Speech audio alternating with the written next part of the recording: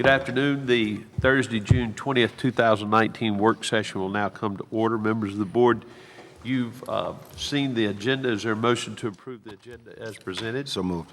It's been moved by Reverend Cooper. Is there a second? Second. Second by Mrs. Cock. All those in favor indicate by saying aye. Aye. Any opposed? Ayes have it. The motion carries. The first item on the agenda is to retire to closed session or executive session for discussion of matters covered under item A1 of section 2.2-3711 of the Code of Virginia 1950 as amended, pertaining to the following: the assignment, appointment, performance, disciplining, and release of contract for specific school board employees, including the evaluation of the superintendent.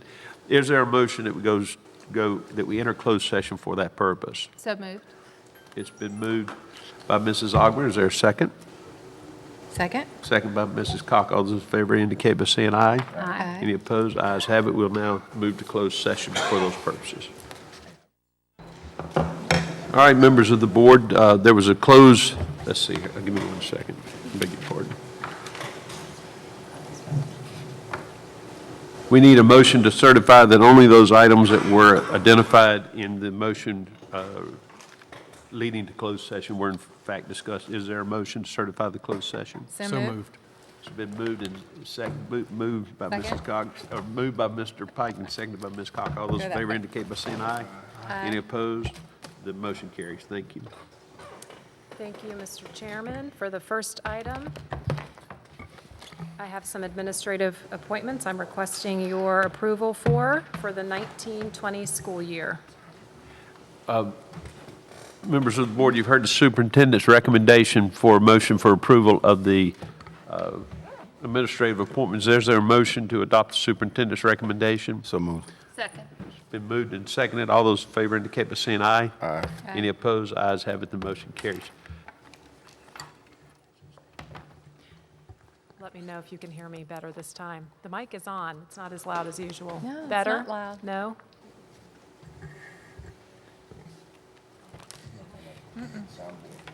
Thank you for your approval, board members. You have approved the following individuals for administrative appointments: Scott Thorpe, Director of Elementary Education; Dana Whitney, Director of School Nutrition Services; Melanie Phipps, Principal, Quioccasin Middle; Stephanie Williams, Principal, Donahoe Elementary; Tamika Kaysen, Assistant Principal, Glen Lee Elementary; Jessica Winiger, Associate Principal, Lakeside Elementary; Ellen Jane Gidry, Associate Principal, Shady Grove Elementary; Chandra Floyd, Educational Specialist, Gifted; Cassandra Willis, Educational Specialist, Title I; Queen Bailey, Senior Coordinator of Student Conduct, and you'll have an opportunity to meet these individuals at our monthly meeting. It's a sign of the time of the year, so thank you, Madam Superintendent. It most certainly is. All right, and for the next item, 5.01, we have an update on class sizes, and Dr. Tigan's here to provide you that update. Dr. Tigan? Good afternoon, Mr. Chairman, members of the board, Dr. Cashwell. I'm here this afternoon, as I promised back in January, that I would share a comparison of data on class size from 2 snapshots that were taken. That first one that was shared in January was from the end of November of 2018, and then we took another snapshot at the end of May, and so I'd like to show you a comparison of that data. And so as you can see, the number of total classes at our elementary level haven't changed. The number of classes below 20 has not changed. And we have seen 2 classes that have grown from actually 25 to 26. One was a 3rd grade class at Colonial Trail Elementary, and another was a 5th grade class at Trevette Elementary. When we looked at the secondary classes, we have increased the overall number of classes with enrollments below 20 by 128, with 88 of those being core classes and 40 being non-core classes. The overall number of classes above 28 decreased by 24, but that's really insignificant in the numbers that we have. It is good to note that 84 fewer core classes had an enrollment level above 28. Contrary to that, 60 more non-core classes had enrollments above 28. I'm hopeful that continued professional development related to our master scheduling, combined with continued monitoring of the master schedule, will help us better balance classes. However, we do know that when students enroll into our schools, we're looking at meeting what their interests are with where we have seats available and where we can make seats available. And especially as the year goes on, students come to us already enrolled in certain classes, and we're trying to maintain their credits at the secondary level. So we know as we continue to move forward, we need to have difficult conversations about course offerings. We also know that there needs to be additional staffing at our secondary level to meet the current needs of our larger cohorts of secondary, of students that are coming into our secondary courses. And I'm happy to answer any questions that you may have. Members Based of on the this board, are there update. questions? Yes, Mrs. Ogden. Thank you, Mr. Montgomery. I'm beating the same drum. I've said it before. It is obviously a big concern for me, Dr. Tigan. I know. I know we all do the best we can to keep these numbers down, but looking at the list of actual classes at different schools, the great majority is in my district. It is the thing parents complain about the most, and knowing that several of them are at Colonial Trail. It is obviously what is driving the next conversation that is, I think, the couple bullets down on redistricting. And so it's just continuing to prove that the need is there, especially in certain areas of my district where the class sizes are a problem. They continue to be, and having 30 at Colonial Trail, I know that's a gifted class, but the only question I do have is when we get to these larger numbers in the elementary level, do we provide any kind of assistance with teachers? What supports are we given, an aid, another set of hands? Oftentimes, there's limited resources there as well, but we do try to give there are gifted complements of instructional assistants that are being offered to classes, to the larger classes. So there are compensations there. It varies from school to school and based on the number of instructional assistants that we have to assign. Right. Well, out of just looking at the list that you gave me, out of the 19 classes, 12 of them are in my district. So I will just go on record yet again of saying that class sizes are a real high priority. And as we look at redistricting, I think this is the thing that is driving the train. And so if anybody ever questions why we're doing redistricting, they just look at this list and know that we're doing it for a reason that is valid, has been for a couple years now. So thank you. Thank you. Thank you, Mrs. Ogden. Are there other questions? Mr. Yes, Mr. Chairman? please, Ms. Scott. I'd just like to confer with what Mrs. Ogburn is speaking of. I do believe that it's going to be our redistricting, as you said, that is driving the train, and we should be able to reallocate and to match up our spaces with our needs. But if that's not the case, then perhaps we need to look at some other opportunities. We need to make sure, what size do we want our middle schools to be? Do we need to do an addition at a middle school such as Hungry Creek to help with it? I think we're going to need to have some of those conversations because, as you said, there's specific cohorts that are extremely large. So what are we going to be doing with those? And it's not just about size, as far as capacities of our schools, it's also about having the complement to be able to provide the additional teachers. Yeah. So we're not making decisions not to offer teachers because of space. Mm-hmm. We don't have the complement to do it. Yeah. Right. Thank you. Thank you. Anyone else? Good. Well, thank you for the update on that. Thank you. For the next item, we'll be seeking your approval at this evening's monthly meeting, and would like to offer an opportunity for any questions you might have for our request to add 11 full-time equivalent FTE positions to the 1920 complement, 7 positions to support daily planning for elementary teachers by adding full-time instructional positions, and 4 to implement a year-long resident teacher program in collaboration with the university partner at Fair Oaks Elementary. And Dr. Tigan's happy to answer questions should you have them. Any questions? I just. Go, please. Of course. We don't know yet, I'm assuming, where they will be placed. It'll be based on specific need? These particular FTEs, yes, ma'am, we do know where they will be. Out of the 11 FTEs, 7 of them will be used to assist with the daily planning. Right. And so we have 5 full-time instructional assistants for PE that'll be going to Colonial Trail, Laburnum, 1 split between Verina and Mayford Elementaries, and River's Edge and Shady Grove. We also have 2 library full-time IAs to assist, and that'll be at Colonial Trail and River's Edge. And the 4 teacher residency positions are at Fair Oaks Elementary. And I am especially glad to see those, as you can imagine, going to Colonial Trail and River's Edge, because those teachers do line up with the same class size issues. And so those teachers definitely need that extra planning time when they have large classes and a greater, workload. So I'm glad to see that that's going in for the planning time there. So thank you. You're welcome. Very good. Thank you.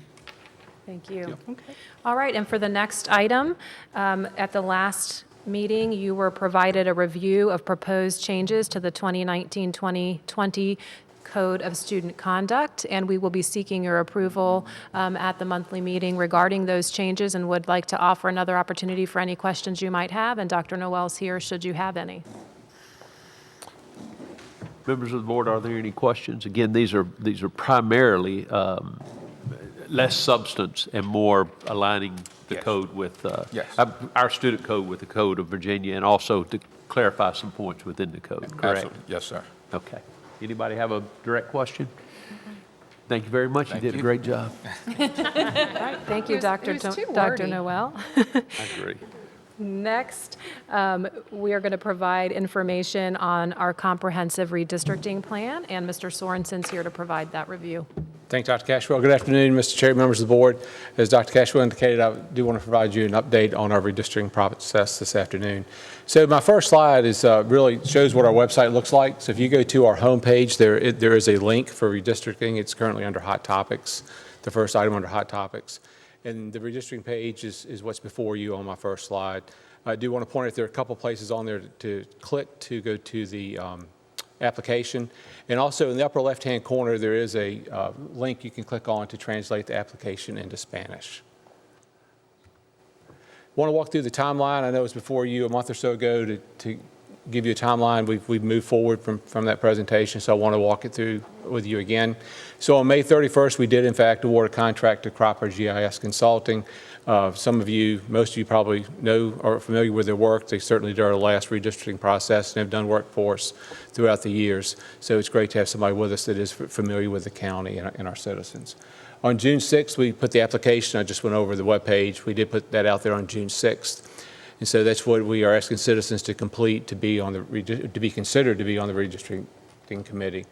Our current plan is to break the committee into 2 subcommittees, an elementary and a secondary. Each one will have about 45 people or so on it, and they will meet throughout September through May to work on the redistricting process. The applications to be on the committee are due on June 30th, and the school board will approve the appointment of the members to that committee.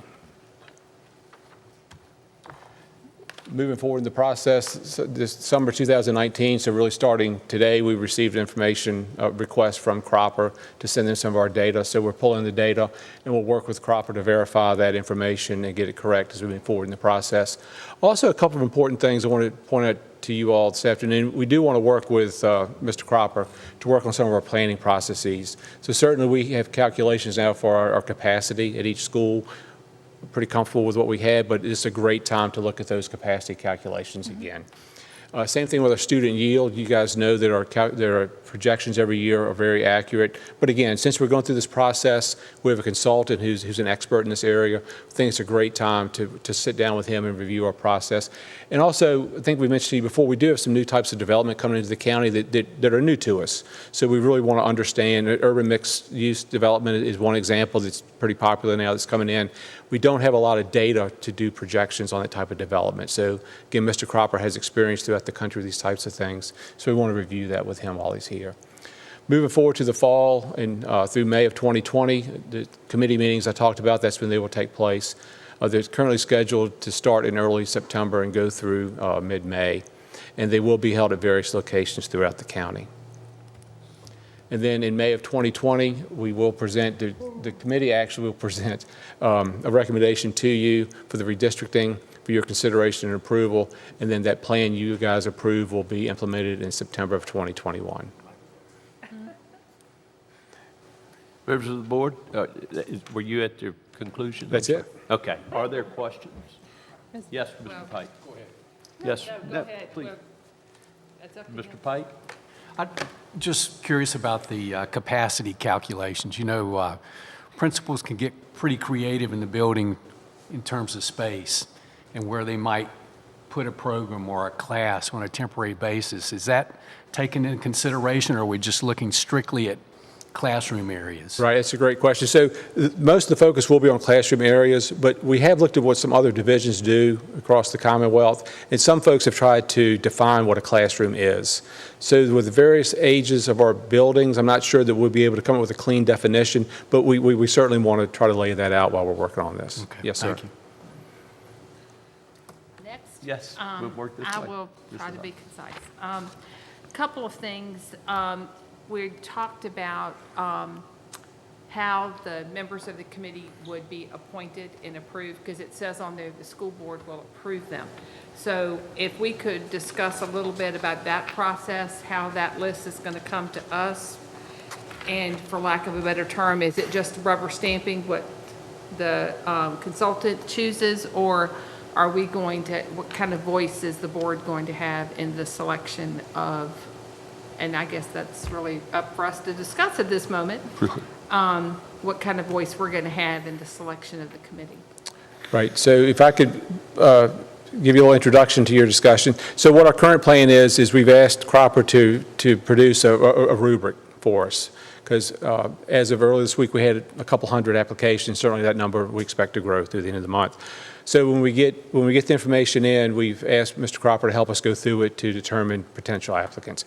So one thing he will do is he will geocode the applicants to make sure we have a good representation across the county in different neighborhoods.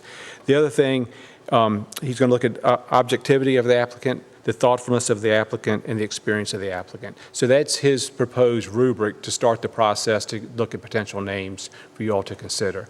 And beyond that point, certainly whatever you all wish to do is the process that we'll work with Mr. Cropper on to produce. Well, is that something we need to decide today, or in August, or, I mean, how we're going to choose who's on that committee?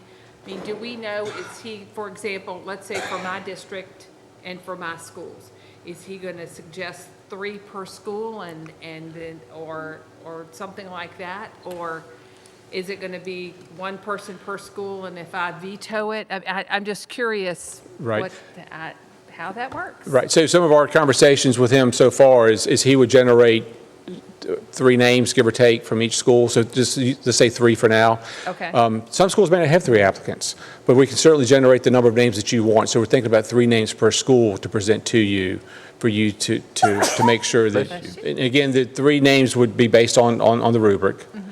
And then to put your input based on the names presented to you for each school. And we would have 1 representative from each school as our plan as of now. So they will bring 3 to us, we'll select, and then go on. Correct. The other thing I would like to bring up, and this is, I don't think I've talked much about to my colleagues, but I would be interested in having some at-large members, not necessarily representing a particular school, but each board member having a point of contact. Because when you have a committee of 70-plus people, it is very difficult for communication sometimes to get to board members. So my thought is that if we could possibly have 2 at-large members per board member, one for the elementary committee, one for the secondary committee, that, for example, if I have a question or if there's some constituent concern, I have one person I can contact and say, please take that to the committee, and when you have a meeting, please send me information on what happens. I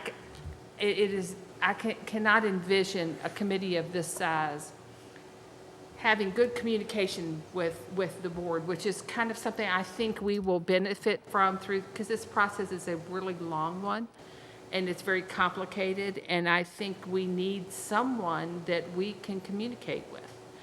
I don't know how anybody else feels about that, but an at-large member per person seems to me to not be an unreasonable thing to do so that we have a conduit. I mean, I don't know what anybody else has experienced or feels about it, but that's my only other thought. Well, can I segue on your statement to her that the goal is hopefully to have a minimum 3 candidates to choose from, and you said you're at least hoping for 1 per school. Let's just say that number is not reached per school.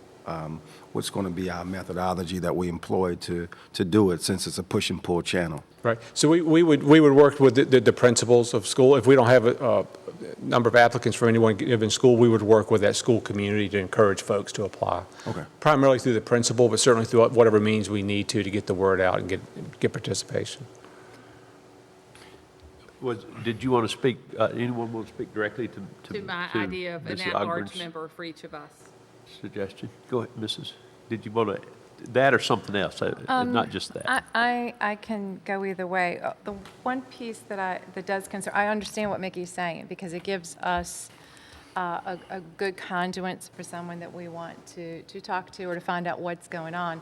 But at the same time, it does, to me, takes away some of the fidelity of having the committee and this being committee work and bubbling up from the community.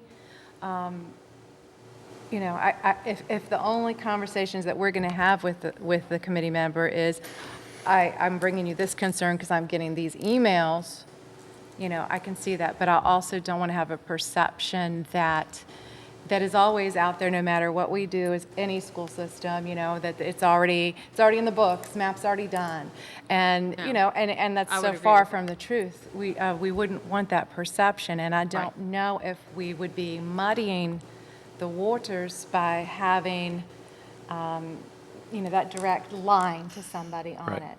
But I'd really like to hear another comment. Well, the main thing I think of is communication. Is with a committee that large, with me having as many schools as I have, for example, I can't go to all of them. I don't, you know, there's not time to go to all of these meetings. And I don't know, it's an idea. It's not one I'm Mr. Chair? dyed in the wool to get. Yes, Ms. Ogden.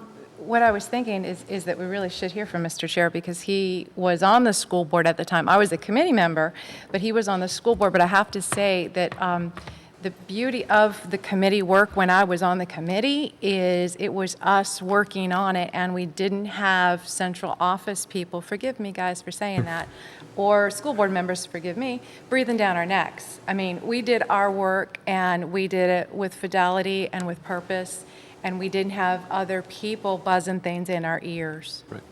Well, Okay, different and perspective. I will speak to it. So if the issue is to kind of get updates and communication along the way and then pass the communication along, I think there's a way to do that with avoiding having a super member of the committee. My fear would be is that, well, what does Mr. Montgomery have to say about it? Kind of, you may open the meeting that way, or the person may say, well, I've got 3 things that Mr. Montgomery wanted me to bring up. Well, suddenly, that's an agenda that's going to be driven, and it may foreclose an innovation that none of us anticipated, because it is committee work.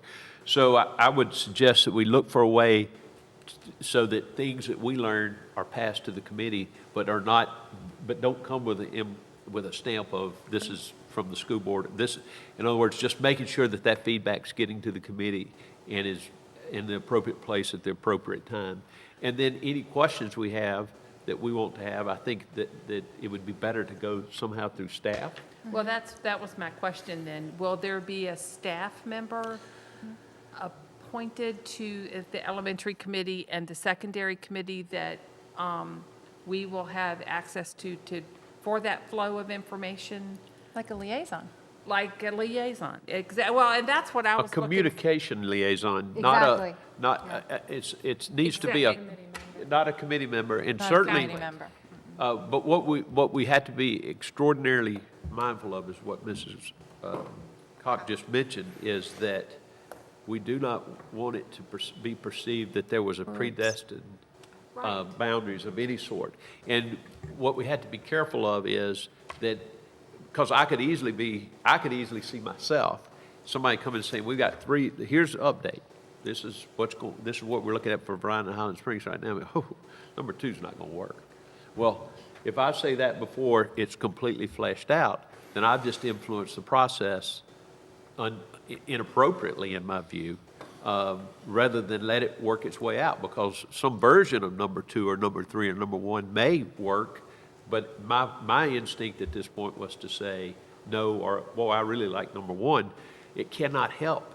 It cannot help but somehow get back into the process. So there are places where we get feedback, and I think it's important that any feedback we get is provided to the committee in case they didn't get it as well. But we have to be extraordinarily transparent and hands-off as the stew is being cooked, as the sausage is being made. And then once it's done, then it comes back, and then there is, and my recollection was that there were presentations of it, and we walked around, we got direct feedback from people, and we even said, gosh, I'm not sure about this because of particular reasons. And then somebody said, well, this is how we landed there. And I was persuaded to make changes. But there were opportunities along the way, and we instructed the committees and the consultant to go back and look at a particular area or a particular school or something of that nature. So I think our input is most meaningful further down the process than to get too involved too early. You were asked, so that's what I share. Mr. Chairman, if I might, and I think we hear your feedback about communication, and that's something, if you'd allow us to go back and talk with Cropper and think about what those communication conduits may be before reports from committees are coming to you, if it is a staff member liaison, but being mindful, I think, of the points that have come up. We don't want there to be any potential bias or influence or anything that could compromise the fidelity of the committee work by adding an additional person. So if you would allow us some time to talk through what would meet the need for that without necessarily adding a member, an at-large member, but still allowing for communication flow should a board member have questions or need information from the committee along the way, and we could bring back some options. I think that's I think the concern is a good one and legitimate. And I think so the too. solution. Yeah, we can. Well, another question. I'm sorry for this. I'm thinking about participation. So what are our strategies, communication strategies to the districts? Are we just putting on the website and that's it? Did we do anything else? Because we got 10 days. Sure, we've sent out, Mr. Jenkins, we've sent out a series of emails. I think there's another one planned coming up. So And before you answer, I guess, because you have data on magisterial districts as far as their responses and, to other queries or other surveys. And I guess for me, it's important. I don't want us to just assume we put it out there and, people may or may not respond. I want to make sure that specifically my district is represented well, and it's not just kind of like a throwaway. Since they didn't respond, we're not going to really put the emphasis. So I just want to know. Sure.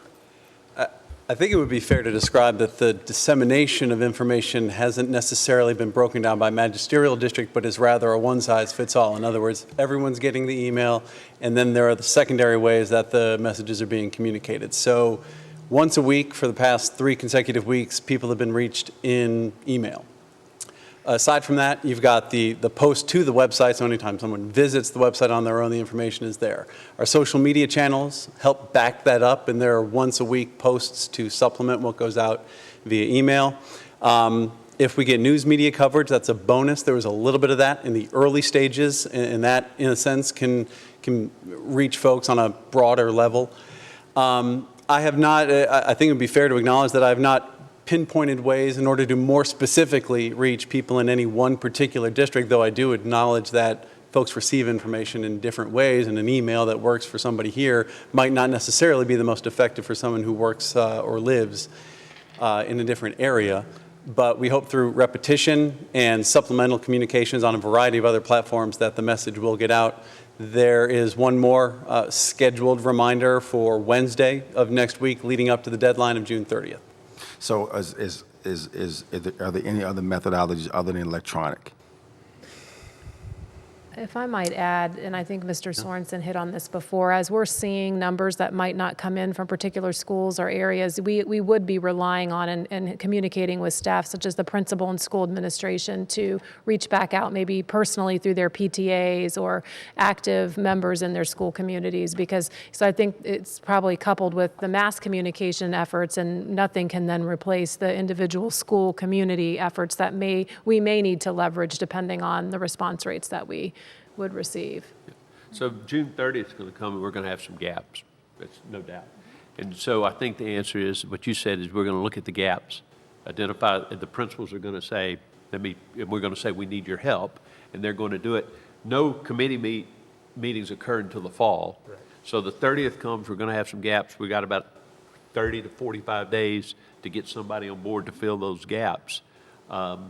And so it's, I think we've got the time to do it, but we just have to Reverend Cooper's point, we have to, when we identify the gaps, we got to move.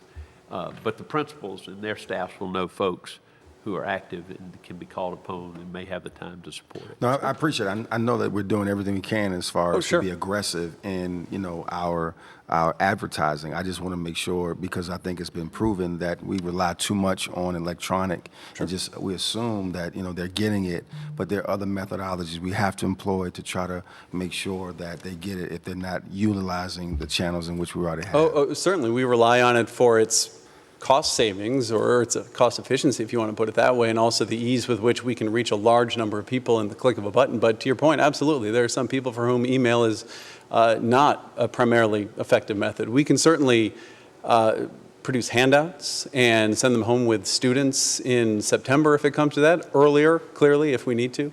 And I think after the application deadline passes, we'll be able to better target where that can be most effective. Appreciate you. Very good. Yes, Mr. Cox. Could we also, while Mr. Jinks is still up here, could we also reach out to the 3 major local networks and give them an update, tell them, that the deadline's coming to an end? Could you please mention that? Several of the news outlets will have the community information, so for a PSA type of thing. Absolutely. That could be helpful. A reminder media, what we call a media advisory, would be part of what we would do Wednesday, but sometimes a little extra phone call or a note helps move that along. Could help us with it. Yeah. That would be good. Very good. Anyone else? I've got questions on the other Yes, piece. please. Okay. It's not for Andy, though, I don't think. And let's see, Ms. Ogburn had my question there. Okay, so is our target going to be for the school board to approve I guess, our monthly meeting in August? Right, so the application should be ready, the initial group of applications should be ready and presented to us in mid-July. Okay. And then at that point, it's coordinating in time with the school board. We'd obviously like to notify committee members as soon as we can. Mm-hmm. So in early August will be a great time to get communication out and get before you guys. So when community members ask us, then we should feel comfortable to say that we'll know in August? Correct, yes, ma'am. Okay. Yes. All right, and the second piece I had, and this is actually a point that Ms. Ogburn had brought up in our previous conversations, is it viable for anyone that does apply? Are we still looking at using them to assist in maybe some of the public community input sessions, focus groups or such? We had talked about wanting to utilize people that were interested in helping this Herculean task. Right, so obviously, we would have a list of all the people that applied, and then those folks that weren't selected to be on a committee. So we could use those as a resource going through as needs arise to reach out Okay. to those folks and tap into their knowledge and participation. Yes, okay, thank you. Good, thank you. Anyone else regarding redistricting? Thank you very much. All right, for the next item, we have a number of policy revisions, some of which you were provided a review of an update for at the last meeting, and we'll be seeking your approval this evening, and a number that are coming to you new. So we will go through those and allow you to ask any questions you might have about any we've seen before. The first being proposed revisions to policy P4-08-008, annual leave. Any questions on that? That's presented the last time. The next item is the proposed revision to policy P6-11-003, other sale of food items. Seeing no questions on that one. Any comments or questions related to the proposed policy, which was actually a new policy, not a revision, which is P704021, World Language Credits for Students Demonstrating Language Proficiency. Also, proposed revisions to policy P7-09004, Graduation Requirements.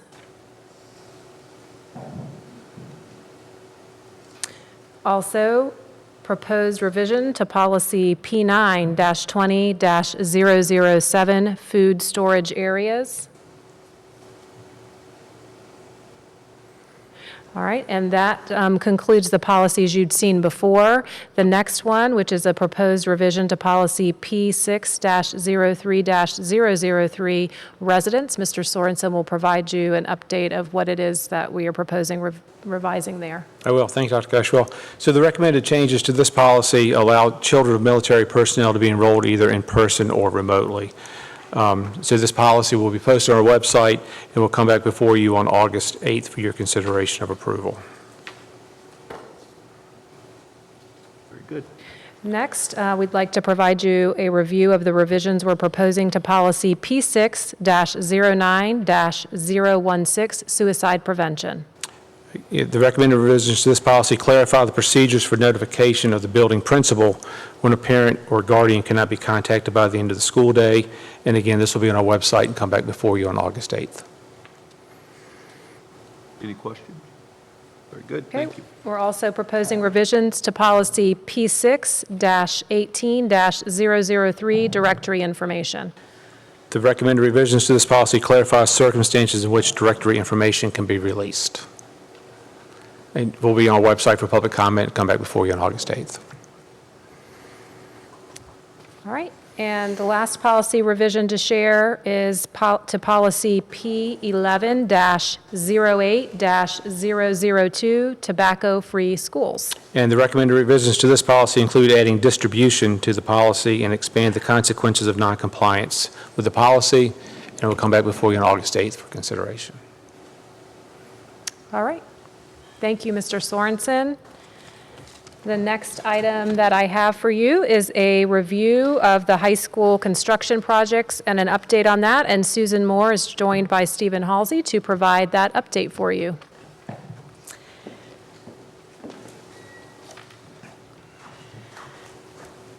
Good afternoon, Mr. Chair, board members, Dr. Cashwell. We come to you today to just give you an update on where we are with the design of the two high school replacements of J.R. Tucker High School and Highland Springs High School. We are plugging along in the construction phase, and Stephen and his wonderful team at Mosley are working very, very hard in order for us to be able to get these drawings out and get them bid. But we wanted to update you on where the site plan, the floor plans, and especially the elevations have ended up in our design.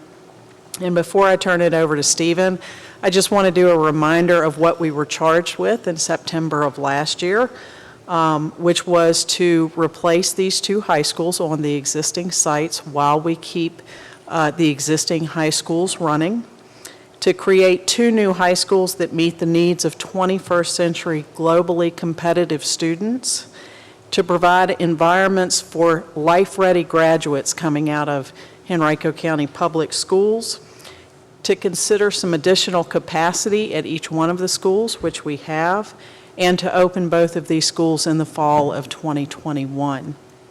This was a very large task that we have ahead of us. We're pretty excited with where things stand. And with that being said, I'll turn it over to Stephen to go through our slides that we have to show you where the schools are. Thank you, Susan, very much. Good afternoon, Dr. Cashwell, members of the board. We're happy to be here today to provide an update of where we are. As Susan mentioned, we're working fast and furious to get construction documents ready so that we can start advertising in the next few weeks. I'll just spend just a little bit of time just updating both site plans and also floor plans. The site plan process, we're concluding the POD process, and I believe we're on the agenda for the Board of Supervisors work session next Tuesday afternoon, early evening, which will begin the conclusion of the POD process. The only real changes from what we presented back in February, just refinements. The building at Highland Springs, the new school is located approximately where it was located before. Just some refinements with the parking lots off Airport Drive, grading, those sorts of things. Location of the field house and concessions is largely where it was before as well.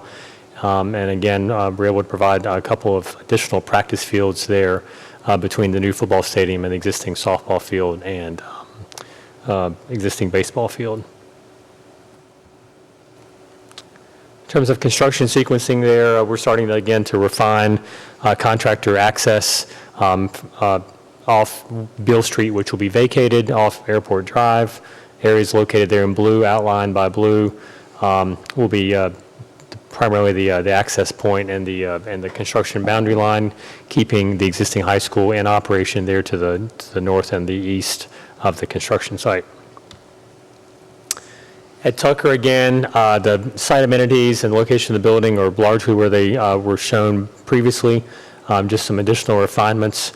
We were able to provide an additional practice field there in the northeast corner of the site. That was, I think, a change from what was shown and presented back in February, providing just some additional buffer there between the football stadium and those 9 residences off Homeview.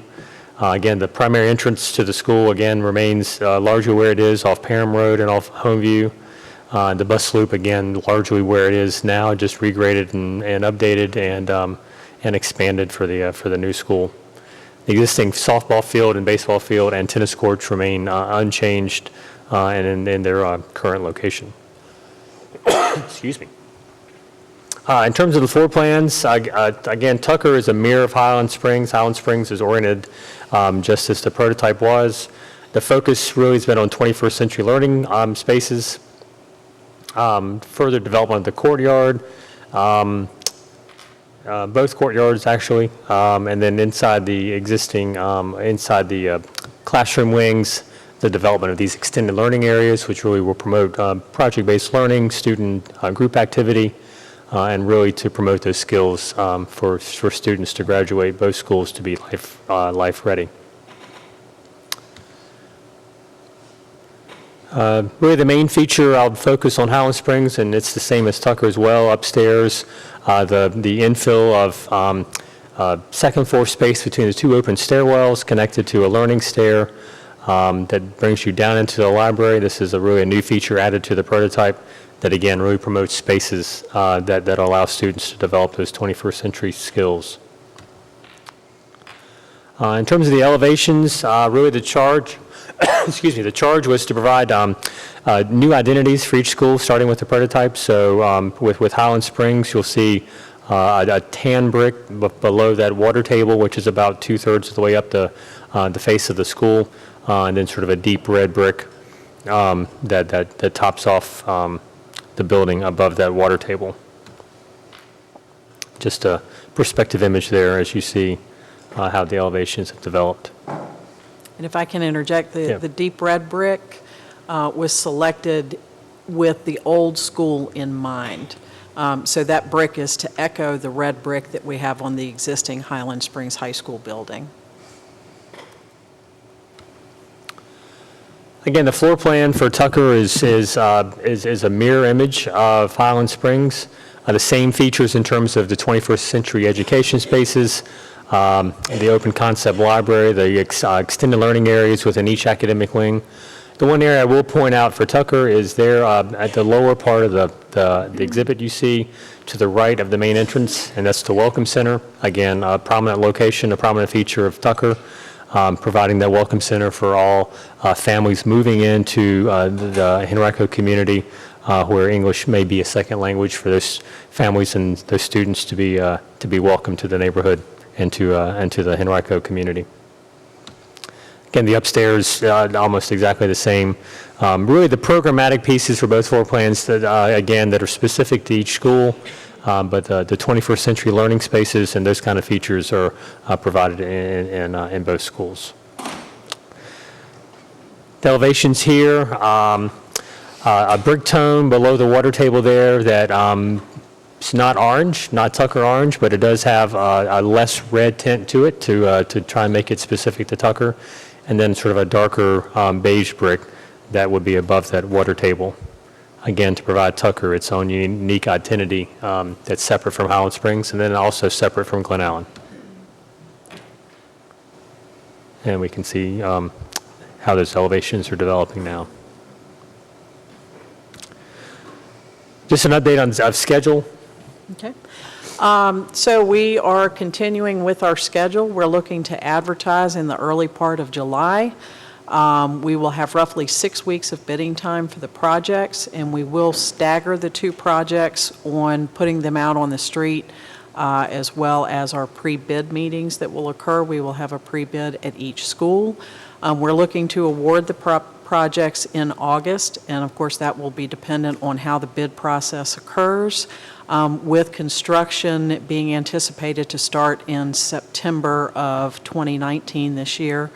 And we will also look at having outfitting, which outfitting is where we come in and we start bringing all the furniture in and setting all of the areas up with the furniture, equipment, and all of those pieces, parts that are needed to actually do the teaching, with an expected opening of September of 2021. Very good. Thank you. Members of the board, any questions or comments regarding these two projects? I know we've been providing some information as we went along. I think I can speak for everyone when I say we're very excited. We recognize the challenge of the timing, but we're very excited about what you presented so far, and we look forward to learning more as we go, and the community does as well. So, and now we have something we can point folks to that they can share if they have questions about what the good work that's going on so far. Anything else? Very good. Good. Thank you very much. Thank you. Thank you. Madam Superintendent, I would suggest that the next couple of items are review of items that we're actually going to approve this evening. So That's correct. I would entertain a motion that we adjust the agenda to move those 4 items that we're going to review to actually review just before we take action on them tonight. So is there a motion to do so? So move. It's been moved by Reverend Cooper to adjust the agenda as I described. Is there a second? Second by Ms. Cock. All those in favor indicate by saying aye. Aye. Any opposed? Then that concludes the items on the agenda for this work session, unless there's any unfinished business or new business. Oh, I beg your pardon, there is a new business Very item. important. Yes. And I would, well, let's go ahead and do that now. Is there anyone who would like to volunteer to be the delegate and alternate for the upcoming VSBA Delegate Assembly? We just need to provide a name, I believe. Is that right at this point in time? Well, Mr. Montgomery? Yes, Mrs. Cox. Mr. Montgomery, since you just said yes, I will nominate you to be our delegate and Reverend Cooper to be our alternate. I accept. And Reverend Cooper accepts as well. Do we need to take action on that? This is just like at church, right, Pastor? It is. Do we need to select that person by vote, or we just need to, we do need to do it by vote? All right, is there a motion that I beg your pardon, is there a second? Second. It's been moved and seconded. All those in favor indicate by saying aye. Aye. Any opposed? Ayes have it, the motion carries. Any other new business? There being none, next meeting, of course, we'll meet here in just a few minutes for the monthly meeting. And otherwise, we will next meet in August 8th, 2019 for a work session to begin at 2 o'clock unless we adjust the time. There being no further business, we're adjourned.